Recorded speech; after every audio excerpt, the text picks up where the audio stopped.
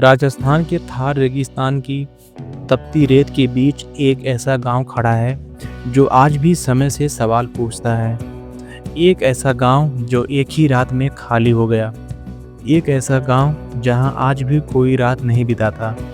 स्वागत है आप सभी का कुलधरा नाम के भूतिया गांव की रहस्यमयी कहानी में।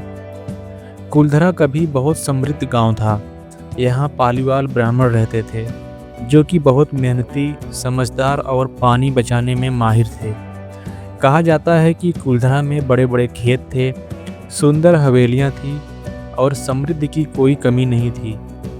लेकिन फिर इस शांत गांव पर एक ऐसे आदमी की नज़र पड़ी जिससे सबकी जिंदगी बदल गई। जैसलमेर का कुख्यात मंत्री सलीम सिंह। लोग कहते हैं जिस पर उसकी नज़र पड़ी उसका जीना मुश्किल हो गया। एक दिन उसकी नज़र कुलधरा गांव के मुखिया की बेटी पर पड़ी जो कि बहुत खूबसूरत थी।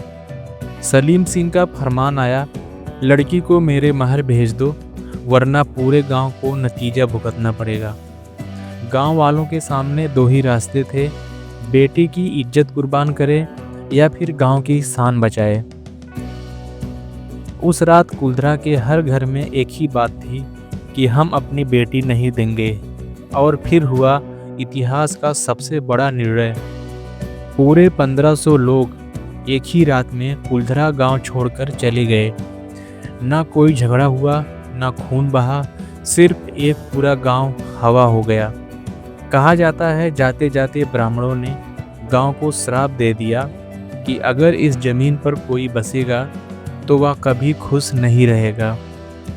तभी से कुलधरा एक भूतिया गांव कहलाया। आज भी यहाँ कई अजीब घटनाएं होती हैं। जैसे रात के समय कई लोगों ने खाली घरों में किसी के चलने की आवाज़ सुनी है।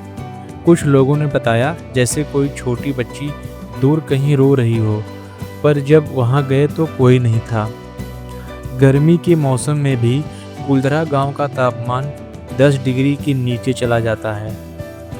कई भूत प्रेत खोजी दलों ने यहाँ पर कानों में फुसफुसाहट, दीवार पर किसी के चलने जैसी आवाज़, महिला की परछाई और ऐसी बहुत सी चीज़ें रिकॉर्ड करने का दावा किया है।